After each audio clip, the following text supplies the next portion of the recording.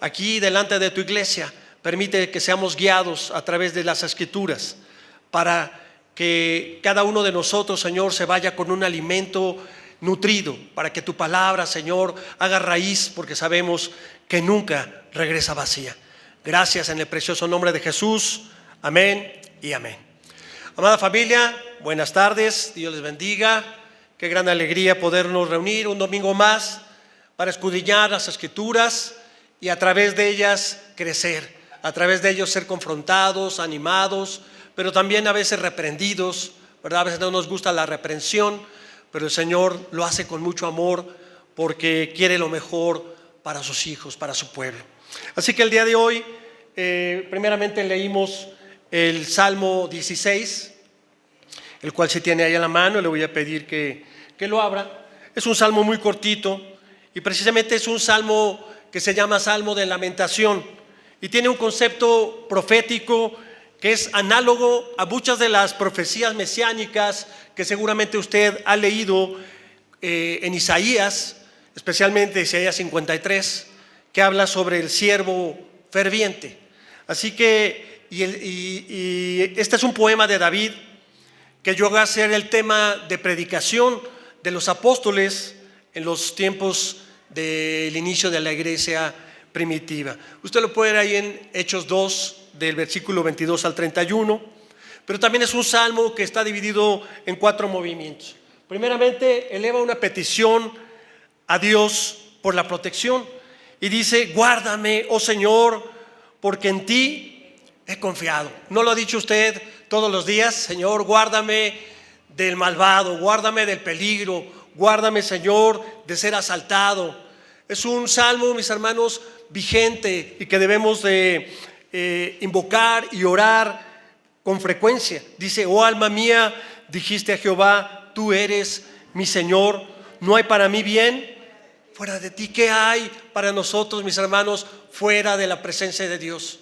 Solamente hay angustia, preocupaciones, dolor, tristeza, porque el que habita al abrigo del Altísimo morará bajo la sombra del Omnipotente, y fuera de él pues no hay nada, mis hermanos. Dice: para los santos que están en la tierra y para los íntegros es toda mi complacencia. ¿Para quién dice? ¿Para los qué?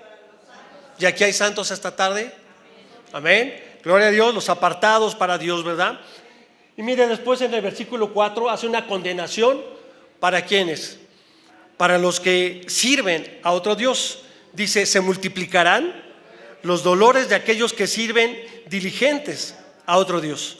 No ofreceré yo sus libaciones de sangre, ni en mis labios tomaré sus nombres. Así que, mis hermanos, no solamente hablamos de Dios o dioses o figuras, sino hablamos de lo que tú consideras más importante que Dios. Eso es un Dios. Puede ser tu trabajo, puede ser tu familia, puede ser muchas otras cosas que no son Dios y que le das la importancia sí de vida, pero más que a Dios. Así que esa es una parte donde dice: se multiplicarán los dolores. Aquellas personas que dicen: sí, Dios es importante, pero yo prefiero tal cosa, estamos poniendo en segundo término a Dios, y Dios tiene que ser lo primero, lo más importante. Luego nos habla del versículo 5 al 8, manifiesta una exaltación de ¿qué? De relación de David con Dios. Dice: Jehová es la porción de mi herencia y de mi copa. Tú sustentarás y sustentas ¿qué? Mi suerte. Mis hermanos, si no es la suerte como el que compra la lotería, no hablamos de esa suerte, sino hablamos de el destino.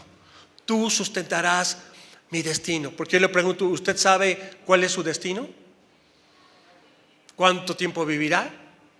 Si más adelante se enfermará o tendrá algún accidente, nadie lo sabemos. Por eso dice que Él sustentará nuestra suerte, nuestro destino, nuestro caminar. Las cuerdas me cayeron en lugares deleitosos, y es hermosa la heredad que me ha tocado.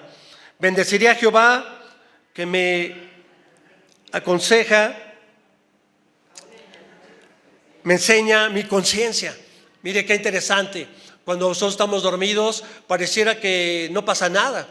Sin embargo, el Espíritu de Dios sigue ministrándonos, sigue hablando a nuestro espíritu, y dice que aún en las noches nos enseña, redarguye nuestro entendimiento, y a veces a lo mejor usted pueda no dormir, ¿verdad? Trae pesadillas, trae cosas así, pues porque el Señor está ahí moviendo la conciencia. Oye, ¿qué hiciste? Te peleaste con tu esposa, mira cómo fuiste en tu trabajo, mira cómo estás con tus hijos, y a veces esa conciencia pues nos atormenta.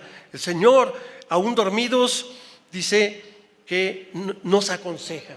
Luego expresa del versículo 9 al 11, dice: se alegró por tanto mi corazón y se gozó mi alma. Mi carne también reposará confiadamente, porque no dejarás mi alma en el Seol, ni permitirás que tu santo vea corrupción. Me mostrarás la senda de la vida, en tu presencia hay plenitud de gozo, delicias a tu diestra. ¿Cuándo? ¿Para un día? Mis hermanos, la presencia de Dios, la diestra de Dios que nos sostiene, es para siempre, para aquellos que permanecen firmes, para aquellos. Y esta también habla precisamente de esta parte profética mesiánica, porque es lo que sucedió con Jesucristo, mis hermanos. No dejarás mi alma, ¿en dónde? En el Seol, en las profundidades, y no permitirás que tu santo vea corrupción. Así que el Señor Jesucristo fue llevado a las profundidades, tomó, dice, las llaves de la muerte, fue al Hades, y de ahí resucitó de entre los muertos, y está vivo. Amén. Aquí está entre nosotros. Así que esta tarde el Señor nos dice a través del Evangelio de Juan, primeramente, Juan 20, 19 al 31.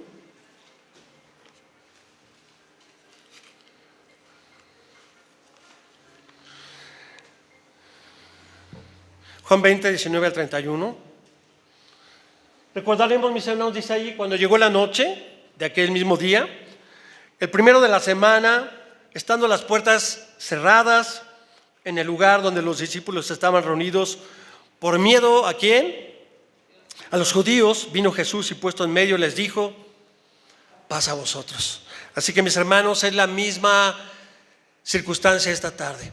El Señor está en medio de nosotros y nos dice: paz a vosotros, paz a tu corazón. No sé lo que usted tenga hoy en su corazón, no sé cuáles sean sus aflicciones, cuáles sean sus problemas, sus necesidades, pero el Señor nos dice esta tarde: paz a su iglesia. Que Dios derrame paz en nuestro corazón. ¿Qué es lo que había pasado? Lo vimos la semana pasada, que fue domingo de resurrección. Vimos atormentados a los discípulos, a las mujeres, ¿verdad? ¿Cómo estaban? ¿Estaban contentos? ¿Estaban tristes? ¿Estaban llorando, temerosos? Más bien todos estaban llorando. Y pues realmente lo que vimos es que los discípulos no tenían fe. Tantas veces que Jesús les recordó que resucitaría de los muertos, a pesar de las repeticiones que Él estuvo haciendo, pues ellos seguían llenos de miedo, mis hermanos. Miedo a los judíos al ver cómo había acabado su amigo, su maestro, el Mesías, el Cristo. Pues dijeron: si eso le pasó a Él, imagínense lo que nos va a pasar a nosotros. Así que vimos también que en la mañana las mujeres iban rumbo al sepulcro, y después en la tarde iban dos caminantes a Emaús. Lo vimos también que Jesús se acercó y no lo reconocieron. Dice que Él cerró sus ojos para que no pudieran reconocerlo. Es hasta cuando parte el pan, ¿verdad?, que de repente voltean y ya no lo ven y dicen: oye, ¿no sentías un fuego en tu corazón cuando nos hablaba en el camino? Y vimos dos cosas importantes, que era una, la oración, y la otra era las Escrituras, escudriñar las Escrituras. Así que, mis hermanos, aquí vemos una cosa muy importante que quiero compartirles ahí en Juan 20, 22. Dice: entonces Jesús les dijo otra vez: paz a vosotros, como me envió el Padre, así también yo os envío. En este lugar donde estaban reunidos, temerosos, de repente entra Jesús y se para en medio, y todos pues piensan que es un fantasma. Ninguno dijo: ya resucitó. Dice que todos estaban sumamente espantados, y Jesús les volvió a decir: paz a vosotros. ¿Cómo los vio de miedo? Que tuvo que repetirle en 2 ocasiones: paz a vosotros, no tengan miedo, aquí estoy. Pero ¿qué fue lo que pasó? Les dice: habiendo dicho esto, sopló y les dijo en el versículo 22: recibid el Espíritu Santo. Miren, mis hermanos, todos sabemos lo que va a suceder el día de Pentecostés, lo que sucedió ese día, el derramamiento del Espíritu y que había lenguas de fuego. Eso lo vamos a ver más adelante. Pero mira qué interesante que estos discípulos que estaban ahí recibieron primeramente el Espíritu de Dios a través de esta declaración directa de Jesús. Les dice: recibid el Espíritu Santo. Y dice: a quien remitieras los pecados, les serán remitidos; a quienes se los retuvieras, les son remitidos. ¿Qué es lo que les estaba diciendo? Que perdonaran. Que perdonaran y que ellos serían también perdonados. Porque dice que aquel que no puede perdonar, pues tampoco será perdonado. Pero imagínense en el contexto de estos hombres judíos que estaban conociendo apenas a Jesús, pues para ellos era muy difícil pensar que un hombre común y corriente, un compatriota de él, pues les dijera algo así. ¿Por qué? Porque recordemos que aquí solamente había 11 discípulos. Ahí en Juan 20:24 dice: pero Tomás, uno de los 12, llamado Dídimo, no estaba con ellos cuando Jesús vino. Es decir, los primeros 11 reciben el Espíritu Santo, pero faltaba Tomás.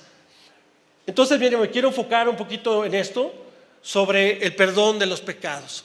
Recordemos que hay 2 pactos, solamente 2 pactos a través de las Escrituras. El primero lo tenemos en Hebreos 9:19, que es referencia, obviamente, del Antiguo Testamento, porque habiendo anunciado Moisés todos los mandamientos de la ley a todo el pueblo, ¿qué dice?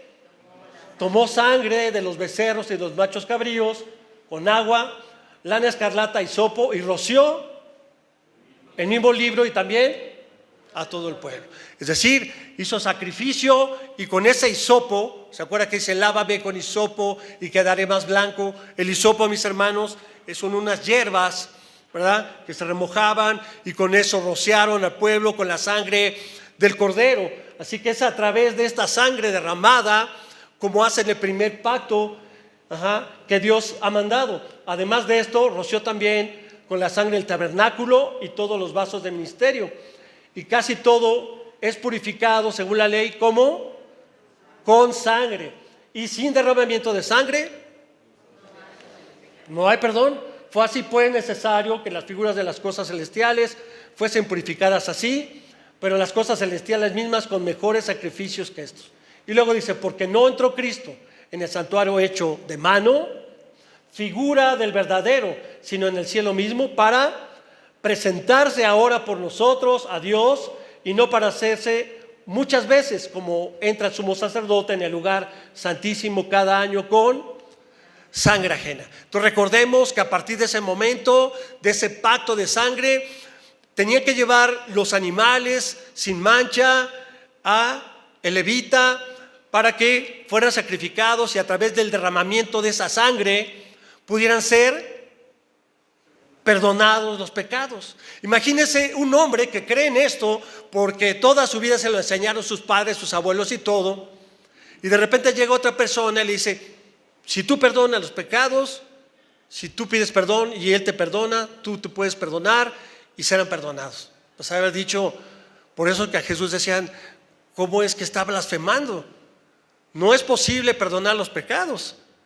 ¿Se acuerdan cuando decía que es más fácil perdonar pecados o decir: sé sano, levántate, ¿no? Entonces vemos el contexto, hermanos, de donde ellos estaban puestos en ese momento. ¿Qué fue lo que Jesús les reprochó? Y no solamente en este momento, sino todo el tiempo, Jesús les reprochaba su falta de fe, pero aparte la dureza de su corazón. Dice: finalmente se apareció a los 11 mismos, estando ellos sentados a la mesa, y les reprochó ¿qué?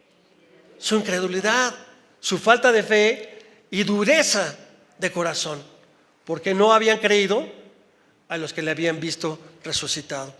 Y no fue una sola persona en ese momento. Recordamos que todavía estamos durante el día. Ya se reunieron en la noche ahí es donde Jesús aparece por primera vez ya a los discípulos. Los que habían ido a Emaús habían regresado y ya estaban todos reunidos, menos Tomás, ¿ok? ¿A quién se le apareció primero? A María Magdalena. ¿Y qué pensaba? Que alguien se había robado el cuerpo. Y cuando fue con los discípulos dijeron, es que se robaron a mi Señor. Y de hecho les he platicado que se ha hecho toda una conspiración a raíz de eso, ¿verdad? Que Jesús no resucitó, que los mismos discípulos se lo llevaron y no es una realidad. Luego, ¿qué pasó? Las mujeres que fueron al sepulcro, pues no iban a ver a Jesús resucitado, iban al embalsamiento final, ya llevaban las especies, ¿verdad? Mujeres con María Magdalena, iban preparadas para eso, nunca se imaginaron o no recordaron lo que el Señor les había dicho.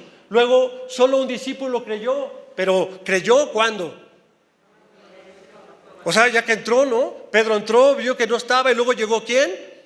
Juan, dice el discípulo amado, llegó, vio y dijo, sí, yo creo que sí está vivo. Pero hasta que vio, mis hermanos, las mujeres fueron a decirle a los discípulos, ¿pero qué? ¿Se acuerdan que dijeron que estaban qué? Que estaban medio loquillas, ¿no? Como que no les creyeron, estas mujeres son muy escandalosas y no les creemos nada. Y luego lo que vamos a ver, los dos que iban a Emaús cuando llegaron, les platicaron a los demás discípulos, ¿pero qué? Tampoco creyeron. Es lo que hablábamos la semana pasada, es increíble, mis hermanos, que ellos viendo todos los milagros y todas las sanidades y todas las bendiciones que derramó durante 3 años, no creyeran. La pregunta es, ¿y nosotros? Nosotros que no hemos visto a Jesús cara a cara, ¿cómo estará nuestra fe? ¿Será que tengamos más fe que esos discípulos que lo conocieron, que vieron resucitar muertos, que vieron levantar paralíticos? Y esa es la pregunta importante, porque hablar de resurrección, pues ya sabemos que murió y volvió a vivir, pero el problema es, ¿y los discípulos? ¿Y la iglesia? ¿Y tú y yo? ¿Cómo estamos viviendo esa resurrección para estos tiempos? Porque eso se quedaría como un mito o una leyenda o una historia para la gente. ¿Cómo vamos a demostrar y a mostrarle al mundo que Jesús ha resucitado? Esa es la pregunta. Mire, Lucas 24, 36 al 49, que ya lo leímos, nos habla precisamente de esta narrativa donde ellos están también dudosos, con temor, viendo que realmente ellos no tienen ninguna posibilidad de reconocer que Jesús estaba vivo y se aparece en medio de ellos. Dice, mientras ellos aún hablaban de estas cosas, ¿de cuáles? De que venían del camino, que les apareció rumbo a Emaús, que lo habían crucificado. Estaban ahí todos platicando, ¿verdad? En la mesa, cuando de repente Jesús se aparece y les dice, Shalom. Seguro les dijo Shalom porque pues hablaban hebreo y griego, no les había dicho paz a vosotros, que es precisamente, mis hermanos, como se llama nuestra iglesia. Esa paz que desciende del cielo, que el hombre no puede comprender, porque no es una paz de este mundo. Eso es lo que Jesús les quería decir en ese momento: serene tu corazón. No sé lo que traigas, no sé lo que tengas, pero Dios está contigo, Dios está con nosotros. Y esta tarde, esta palabra, mis hermanos, esta paz de Dios se convierte en 3 cosas. Primero, en una bendición. Les dice, Shalom, la paz de Dios es contigo, está contigo. La reciben como una bendición, pero también como una declaración. Es decir, es cierto, es realidad, creo, estoy consciente y lo creo de que Dios está conmigo. No es como la bendición que podría darte un padre o alguien y ya nomás te agaches, sino que digas, creo realmente en que Dios sí está conmigo. Y finalmente es la promesa de que yo estaré con vosotros todos los días hasta el final de los tiempos. Así que esa palabra en ese momento fue lo que creó en el corazón, o lo que Jesús esperaba que sucediera con esa palabra de Shalom. Espantados, atemorizados, mire, vamos a leer algunas escrituras. Primero, ¿qué es lo que hicieron los discípulos? Pensaban Ellos pensaron que veían, porque recordaremos que los hedonistas también tenían ese concepto de que únicamente Jesús era un espíritu, que realmente no había resucitado. Y mucho tiempo lo estuvieron sosteniendo. Les platiqué, y lo tienen ustedes en el credo niceno y en el credo de los apóstoles, donde aparece que dice consubstancial al Padre, ¿verdad? No creado, sino con la misma naturaleza. Y habla del Espíritu, precisamente de Dios, especificando que fue hecho hombre, murió y resucitó y volvió a estar entre los discípulos. Lucas 24, 37.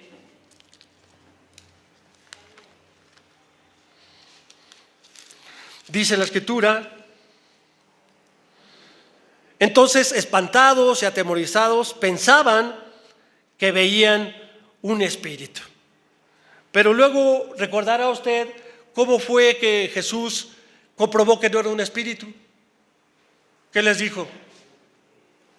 ¿Acaso los espíritus tienen hambre, mis hermanos? ¿No? ¿Y qué les dijo? ¿Tienen algo de comer? ¿Y qué comió Jesús con ellos? Pescado y miel de panal que tenía ahí. Así que Jesús comió con ellos para precisamente comprobar que no era un espíritu. Pero ellos pues seguían atemorizados. ¿Qué fue lo que Jesús hizo a través? Juan 20, 28. Dice: llegaron a la aldea a donde iban e hizo comer, como que iban. Es Juan, ¿alguien lo puede leer? Juan 20, 28. Entonces Tomás respondió y le dijo: Señor mío y Dios mío. Entonces, hasta ese momento alejó las dudas, ¿verdad? Cuando Tomás vio al Señor, que lo vamos a ver un poquito más adelante, es ese momento donde él dijo: sí, es cierto.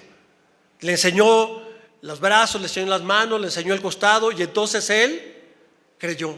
Pero hasta ese momento creyó. Cuando los discípulos le platicaron también a Tomás, no había creído.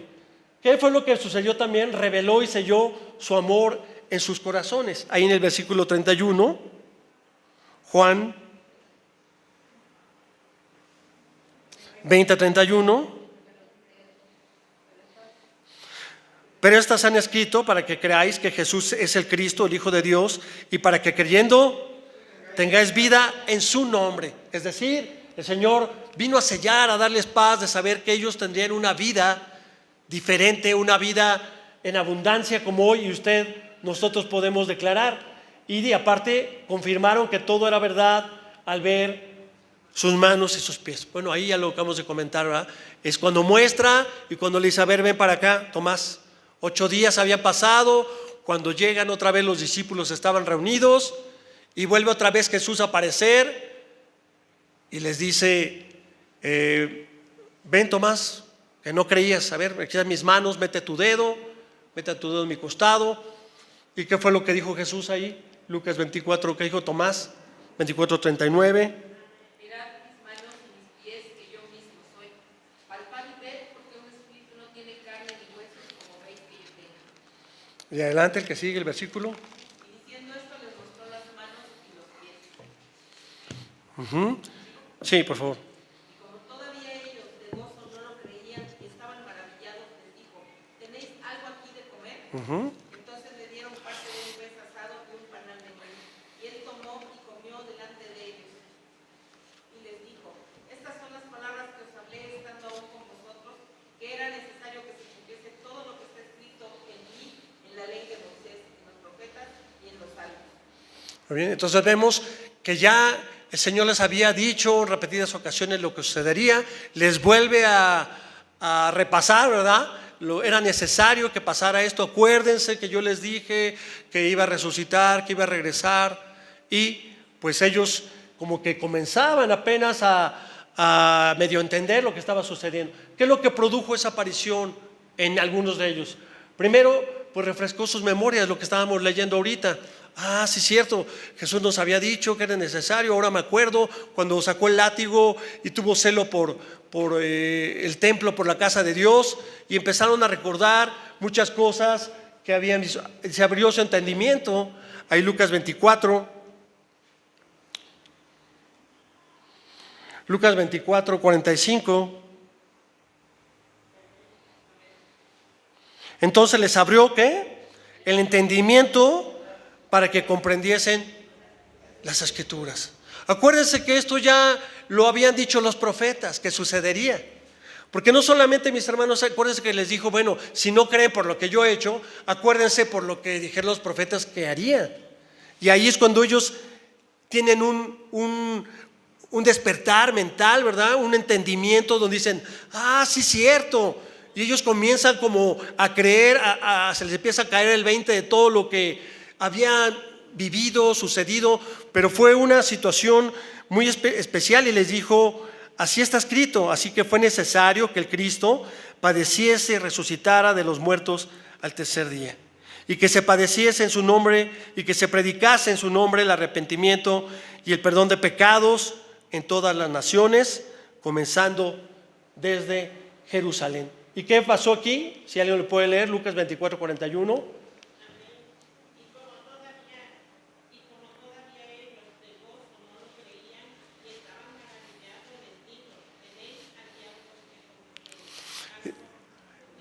Y entonces, ¿qué pasó ahí con ellos? Se llenó su corazón ¿de qué? De gozo.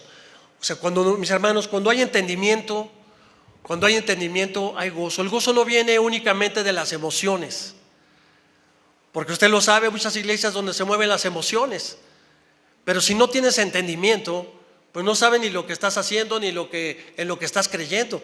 Y es lo que pasaba con ellos. A lo mejor tenían cierta fe en Jesús, pero no habían entendido. Es hasta que ellos comprenden y empiezan a analizar y empiezan a decir, es cierto, esto, aquello. Entonces ahora se llenan de alegría al saber que las Escrituras se estaban y se cumplieron en Jesucristo.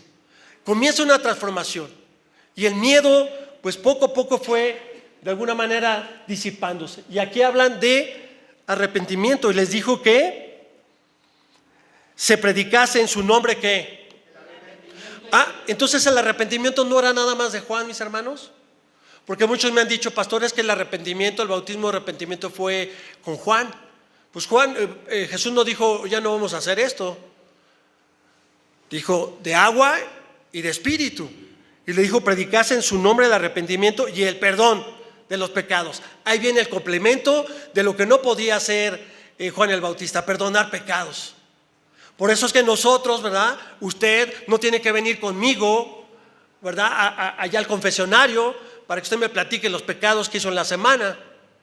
Porque ya tenemos sacerdote, porque el sumo sacerdote es suficiente para que a través de un solo sacrificio, de un solo cordero, no de miles y miles de animales destazados con sangre derramada, a través de un pacto inicial, viniera un segundo pacto a través de la sangre del cordero. Este es el cordero de Dios que quita los pecados del mundo. Y ahora nosotros, mis hermanos, no tenemos que hacer ningún tipo de sacrificio de nada en cuanto a matar, en cuanto a derramar sangre, porque ya lo hizo un sacrificio único y perfecto. Hay iglesias donde siguen sacrificando. Pues ¿qué vamos a sacrificar? No hay nada más que sacrificar. Él ya lo hizo todo en la cruz. Ahora a nosotros nos falta la respuesta. Él ya hizo su parte. Platicaba con una hermana, es como el que te dice, mira, ahí está el año pagado para todo el gimnasio de todo el año. O la inscripción, ¿verdad? Tu papá te dice, ahí está pagado toda tu carrera por delante. Imagínate. Un buen negocio y ¿sabes qué? Vengo a pagar toda la carrera de mi hijo. ¿Cómo no? Y hasta te van a dar descuento. Y pum, pagas toda la carrera. Yo pregunto, ¿ya está titulado tu hijo? ¿Cómo? Pues ya pagó la universidad. ¿No? Tiene que ir a la escuela, ¿o no? Ahora tiene que aprovechar el pago que ya hizo tu papá. Pues es lo mismo, mis hermanos. Jesús ya pagó todo en la cruz, pero a veces los cristianos se nos olvida que nosotros tenemos que seguir trabajando y tenemos que ganarnos ese amor inmerecido, porque así es, pero nosotros tenemos que seguir luchando y perseverando para obtener el premio final. Él ya está, por adelantado lo pagó. Nosotros tenemos que tener ese proceso de arrepentimiento. Y quiero tocar este punto, mis hermanos, porque a veces cuando hablamos de arrepentimiento, hablamos de que la persona llora mucho, ¿verdad? Y patalea y dice, mira, yo ya cambié. ¿Ha oído usted eso? Te lo prometo, yo ya cambié, soy otro hombre. Dame otra oportunidad. Te lo juro que yo ahora sí soy diferente, papá, dame otra oportunidad. Y llora y derrama, no quiere comer, se encierra en su cuarto, ¿verdad? 3 días. Hasta que papá dice, ay, pobrecita, llévale algo de comer. Le levantas el castigo, ¿verdad? O solita se lo levanta. No, mis hermanos, el arrepentimiento tiene un proceso, y es muy claro ahí, Lucas 24:47, que dice precisamente lo que estamos hablando del arrepentimiento. Primero es un análisis. ¿Qué quiere decir? ¿Qué sucedió? ¿Qué fue lo que pasó entre tu esposo y tu esposa? No, es que él me dijo, yo le dije, tal, es que el amor se enfrió. No sé, el análisis de la situación. ¿Cuáles son los hechos reales, concretos? Después, pues tienes que empezar a reflexionar. Bueno, dentro de esa situación, ella me dijo, yo le dije tal, yo reconozco, ya reflexionando, que yo la regué en tal cosa. Yo no debería de haberle contestado a mi esposa, o yo no debería de haber ido a tal lugar. Y entonces empiezas a reflexionar sobre la circunstancia en concreto. Y después viene una parte de convicción, donde dices, ¿sabes qué? La regué. Yo fui el que le grité. Yo fui el primero que hice.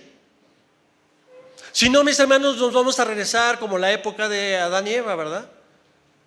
Yo no fui. Mira, esta mujer que me diste. La mujer, no, pues yo no fui tampoco. Viene la serpiente. Y así estamos en la vida diaria. No hay un arrepentimiento porque queremos buscar culpables. Cuando tú eres culpable, tú dices, la regué. Oye, pero ya la había regado. Pues sí, pero la volví a regar. ¿Cuántas veces te deben de perdonar o tú debes de perdonar? Ya lo vimos una vez, mis hermanos. Claro que no nos gusta reconocer que hemos fallado. No nos gusta reconocer. Es doloroso, es vergonzoso, por supuesto. A nadie nos gusta que nos cachen, a nadie nos gusta que nos atrapen en la mentira, a nadie nos gusta, pero es necesario arrepentirnos. El arrepentimiento no es sentir tristeza y nada más, sino es realmente todo un proceso, y después de estar convencido, ahora sí viene el ¿qué? La conversión. Es decir, no vuelvo atrás.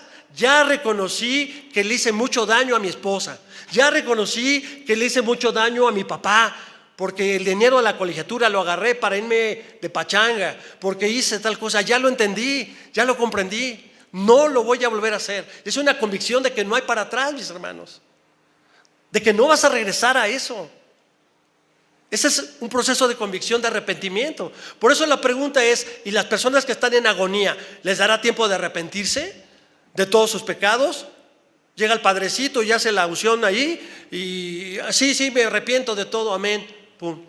Digo, yo no soy Dios para decir si lo va a perdonar o no, pero ¿estás consciente de qué hiciste? Pues difícilmente, hermanos.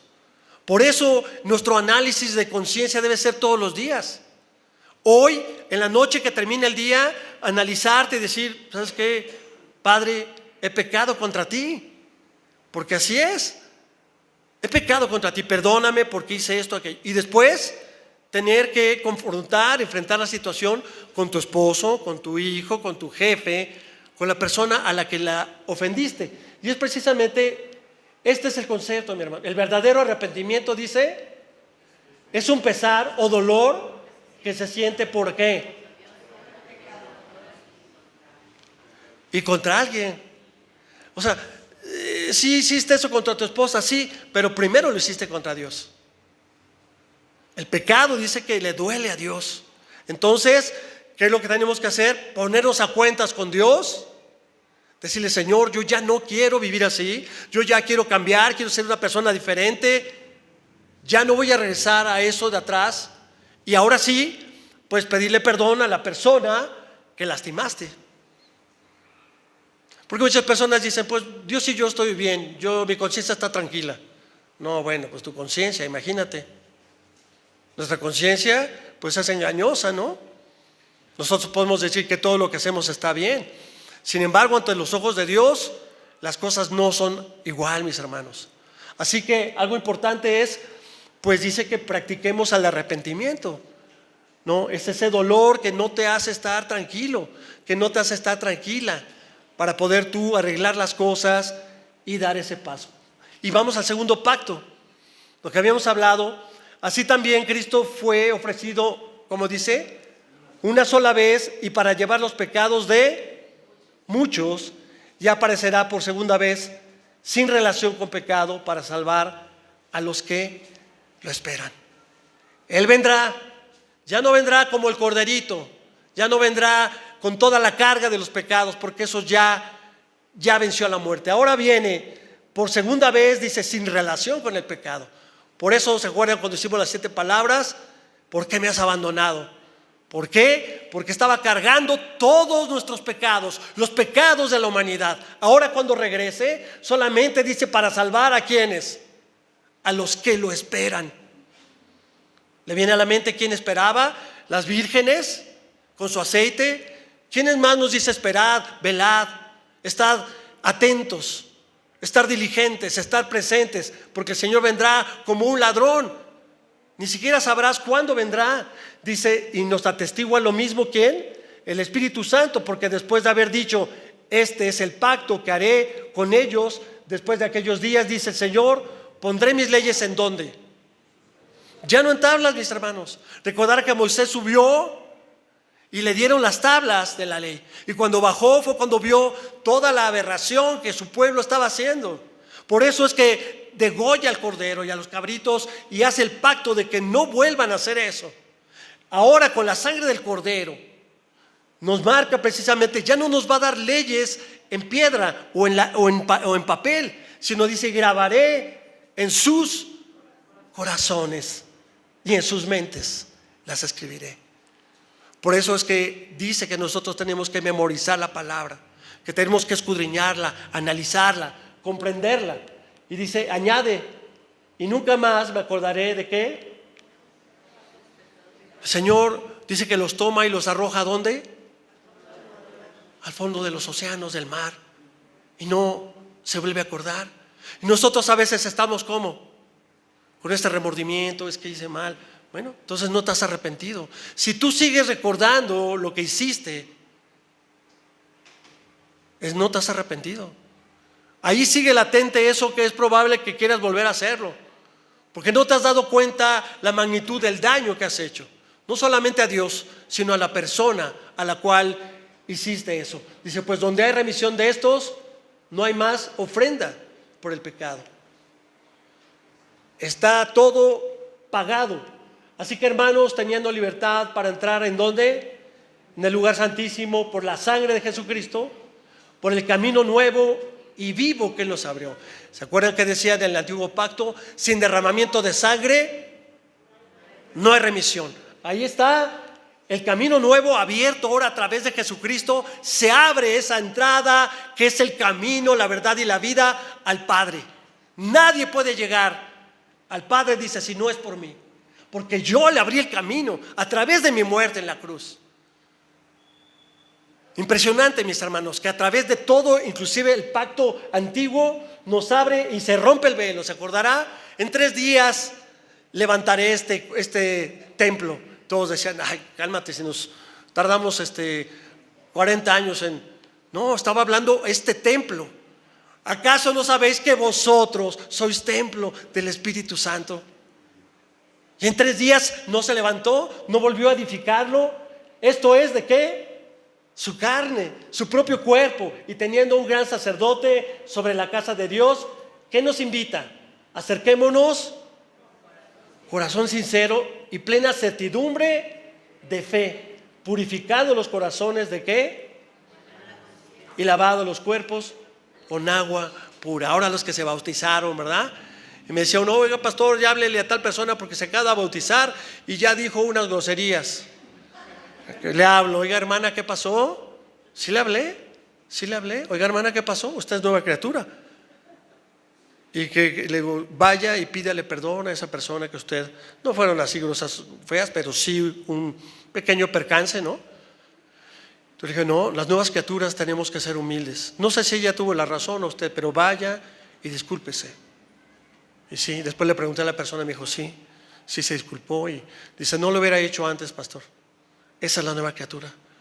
La persona que puede humillarse y pedir perdón. ¿Por qué?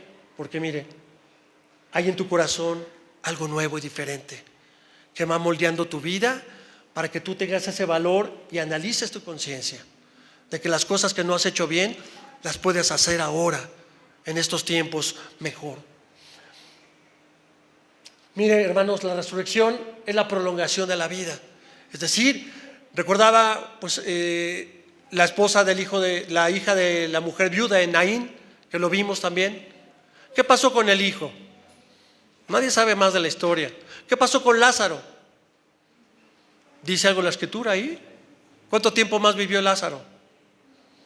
No sabemos si fueron 3 días, 8 días, lo volvieron a matar y diciendo a ver si otra vez lo vuelve a resucitar. Pues sí, porque han de haber dicho a ver si es cierto, ¿no? Que lo levante otra vez, ¿no? No es eso, es la prolongación, pero te voy a explicar por qué. La muerte no es el final de la vida, mis hermanos, sino es el inicio de la continuación de la misma. Es cuando la vida adquiere el rostro de la eternidad, de la plenitud y de la dignidad. Porque nuestros cuerpos se van envejeciendo, nuestros cuerpos se van arrugando, nuestros órganos se van pudriendo por dentro, van fallando. Y cuando una persona parte, ¿qué siempre decimos? Pues ahora ya está descansando. Porque nuestros cuerpos dicen que serán incorruptibles, no envejeceremos, no tendremos enfermedades. Así que empieza a tomar otra dimensión nuestra vida. No la vida carnal, sino otra vida que toma un sentido eterno. Dice, esto es lo que sucede entre Jesús y la iglesia. Era necesario que la semilla muriera para que germinara. La resurrección de Jesús fue ¿qué? El acontecimiento que permitió el nacimiento de la iglesia. 2000 y tantos años y nosotros aquí hablando hoy de Él. Y no nosotros, mis hermanos, son millones de personas en el mundo que estamos hablando de Jesucristo y muchas personas están llegando a sus pies. ¡Qué maravilla de que nosotros somos partícipes de esta iglesia que Él formó! El nacimiento y la iglesia tiene la misión de dar continuidad ¿a qué? A la vida de Jesús. ¿De qué estamos hablando hoy? De la vida, de la obra, de la majestuosidad de nuestro amado Maestro, de nuestro amado hermano Jesús, de nuestro Dios. Yo le pregunto ahora ¿de qué manera la vida de quienes ya no están físicamente entre nosotros, tal vez sea un familiar suyo, tal vez sea un amigo, un hermano de esta iglesia, sigue dando frutos en nuestra propia vida? Eso es resucitar, mi hermano. La muerte no nada más es terrenal, sino ¿qué te dejó esa persona? Tu hermana, tu hermano, tu padre, tu esposo, tu hijo que murió. ¿Qué dejó en tu corazón? Vemos hoy las noticias, ¿verdad? Esta trágica situación de esta jovencita que la encontraron ahí en esa cisterna y la desesperación del padre buscándola. ¿Qué dejará esa muerte, mi hermano? Nada. Claro que despiertan conciencias. Hay muchas chicas. Ayer en la reunión de jóvenes mi hermana oró por esa chica, por su familia, y decían también ni una más, ni una más. Y siguen siendo muchas más. ¿Qué sucederá a través de la vida de una persona? Muchas cosas. Imagínese ahora en la vida de una persona que ha conocido a Cristo, mi hermano. ¿Qué legado vas a dejar tú a tus hijos? ¿Qué legado estás dejando a la iglesia? Hay hermanos que partieron el año pasado de esta iglesia, 2 hermanos muy amados, muy amados. Y sin embargo seguimos recordando. Hemos tenido reunión de varones y hemos dado gracias a Dios por la vida de Jorgito y de Gerardo. Lo recordamos y lo tenemos presente, y esa es su vida, de lo que nos enseñó, está latente en nuestro corazón, mis hermanos. Nos duele su partida, sí, pero hay una enseñanza. Pregúntate qué es lo que tú vas a dejar a tus hijos, a las futuras generaciones. ¿Cómo te van a recordar los hermanos aquí en la iglesia? ¿Cómo te va a recordar tu familia? ¿Como un hombre, una mujer que amaba a Cristo, de buen testimonio? ¿Un hombre servicial? ¿Una mujer que dio su vida por otras personas? La resurrección afirma que hay que creer para ver. Como Tomás, ¿no? Hasta no ver, no creer. Y así hay muchas personas que están esperando que sucedan los milagros. Noche de milagros. Entonces Entonces ves que corren muchas gentes porque quieren recibir el milagro. El milagro es que cada día despiertes. El milagro es que cada día tengas en tu mesa alimento. El milagro es que tus hijos lleguen sanos a tu casa. El milagro es que tú te puedas despertar y darle un beso a tu esposa, a tu esposo o a tus hijos. Todos los momentos cuando te llevas el pan a la mesa es un milagro, mis hermanos. Cuando vemos personas, millones de personas que están padeciendo hambre, guerra, perdieron todo. Entonces, ¿dónde está puesto nuestro corazón y nuestros anhelos? ¿No te has puesto en un momento en esa situación de ellos? Cuando ves la cámara que pasa esa señora de 70 y tantos años llorando, ¿verdad? Dejando toda su vida, su patrimonio, inclusive hasta sus hijos, dejarlos allí en la batalla. Jesús dijo: bienaventurados aquellos que sin verme creyeron. Y esos somos nosotros, ese es tú, ese soy yo, mis hermanos.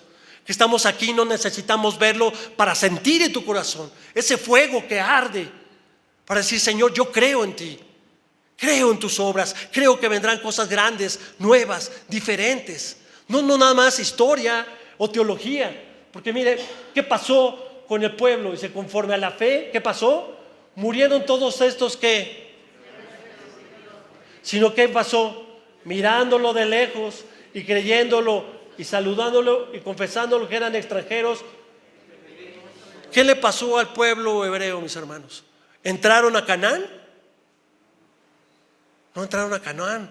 ¿Qué le pasó a Moisés? ¿Entró a Canaán? ¿Qué le pasó? Nada más pudo verlo. ¿Cuántos entraron? ¿Cuántos salieron? 400,000, sin contar niños y demás. ¿Cuántos llegaron? 2. Caleb y Josué, con sus familias. La pregunta es eso: ¿tuvieron fe? Durante todo el camino que se la pasaban haciendo, quejándose, ¿verdad? Nos hubieras dejado mejor allá nos hubiéramos mejor, había papas para comer, aquí no tenemos nada. Ahí cae el maná, ¿no? Dios les da todo el día. No, los encajosos, ahí van por más, ¿verdad? A llevarse. ¿Y qué pasaba? Se les podría. Diario, cada día el Señor te dice: diario te voy a dar y te voy a sostener, pero tú me tienes que buscar todos los días de tu vida. Y luego, ¿qué pasó? Ya nos cansamos del maná, ahora queremos carne. Sí, el Señor, ya los oí, ¿quieren carne? Sale kilómetros de codornices hasta que se podrían. Tenían sed, no fue ahí Moisés a pegar en la roca. Sin fe. Y Dios siempre le respondió, mis hermanos. ¿Y no será que todo eso lo tomó en cuenta Dios para al final no permitirles entrar a Canaán? Nos debe dejar una gran enseñanza. Una cosa es el estar viendo: ya cayó el maná, ahora sí creo. Ya cayó las codornices, sí creo. Ahora, y mientras, queja. ¿Eso es fe? Eso no es la certeza de lo que se espera, la convicción de lo que no se ve que sucederá. Eso es, mis hermanos, lo que nosotros tenemos que ejercitar. 2 actitudes ante la vida: ver para creer o creer para ver. ¿Qué significa para ti estas frases? ¿Eres como Tomás? ¿Estás esperando que sucedan las cosas para decir: sí, cierto, sí, Dios ya me había dicho? Como los discípulos, ¿verdad? La palabra está que yo te bendeciré, derramaré bendición hasta que sobreabunde. Eso está en Malaquías. Trae todos tus diezmos y tus ofrendas al alfolí. Entonces sí las voy a llevar, porque ya vi que sí. O eres aquella hombre, aquella mujer que sin ver nada, tú estás en el camino, estás en la brecha, estás perseverando, porque sabes que Dios te va a bendecir, te va a sanar, va a bendecir a tu familia, va a bendecir tu trabajo. No importa cuándo suceda, mi hermano. Tú tienes esa certeza en tu corazón de que las cosas van a salir bien, que tu familia va a estar bien, conforme a los propósitos de Dios. Porque hay personas que dicen: pastor, yo oré mucho y se murió mi papá, entonces Dios no existe. O no dicen así: yo oré por mi hijo y se murió mi hijo, y le pedí tanto a Dios, y se apartan de la iglesia y dicen: Dios no existe. Yo le pedí por mi matrimonio y me terminé divorciando, Dios no existe. No, mis hermanos, Dios no es el genio de la lámpara maravillosa, que cuando nosotros le pedimos, Él nos va a responder. Sencillamente nuestra fe se tiene que acrecentar y está dentro de los que propósitos de Dios, dentro de los planes de Dios. Pero nosotros, nuestra misión, nuestro objetivo es perseverar, y dice que la incertidumbre y la incredulidad que producen. ¿Cómo estaban los discípulos? No creían, no habían entendido, no habían comprendido, estaban llenos de dudas, de miedos, y eso fue lo que pasó. Los hizo encerrarse, no comprender el propósito de Dios, porque eso es lo que hace el miedo en nuestras vidas. Y concluyo, mis hermanos, Jesucristo vino a nuestra vida para que, a nuestra iglesia, para decirte hoy: paz a ti, shalom, shalom. Créelo como bendición, créelo como una promesa en tu vida. Que no sea como un eslogan de decir: sí, gloria a Dios, hermano. No, que tú lo hagas tuya esa palabra, y que tú sientas realmente en tu corazón que Él te bendice esta tarde. No tengan miedo, amada iglesia, pequeña manada, no duden de lo que haré, dice Jesús. Crean en mí, confíen en mí. Pese a los obstáculos, pese a las adversidades, pese a lo que te digan los médicos, pese a lo que tú, haz tu parte y deja que Dios obre en sus tiempos y en sus momentos y en sus formas. Esa es la fe, mis hermanos. Una fe con hechos, una fe activa, una fe que no descansa. No es una fe que le pido y me acuesto a dormir, ¿verdad? Y hasta que se vuelve a poner los problemas, vuelvo a pedirle a Dios. Eso no es fe. Tenemos que perseverar y luchar como iglesia. Somos la extensión de Cristo. Yo le pido que se ponga en pie para que leamos juntos esta invitación que hago, mis hermanos, en Hebreos 10, 23 al 25. Vamos a leerlo juntos. Mantengámonos firmes, sin fluctuar, la profesión de nuestra esperanza, porque fiel es el que prometió. Y concedémonos unos a otros para estimular el amor y a las buenas obras, no dejando de congregarnos como algunos tienen por costumbre, sino exhortándonos, y tanto más como veis que aquel día se acerca. Así que, mis hermanos, animemos unos a los otros para que podamos seguir participando de todas las bendiciones que Dios derramará sobre su iglesia. Oremos. Padre, gracias, Señor, por tu palabra esta tarde, porque sabemos que tú nos has hecho testigos fieles de que en nuestra propia vida ha habido cambios. Bendice a cada uno de mis hermanos, de mis hermanas que están aquí, que han escuchado tu palabra. Que tu palabra haga raíz en sus corazones, Señor, para que podamos proclamar, para que esa paz que nos das hoy, que desciende del cielo, nosotros podamos compartirla a otras personas. No se turbe vuestro corazón. En la casa de mi Padre muchas moradas hay. Si no fuera así, yo no te lo hubiera dicho. Tengan paz, porque donde yo estoy, ustedes también estarán. Amén.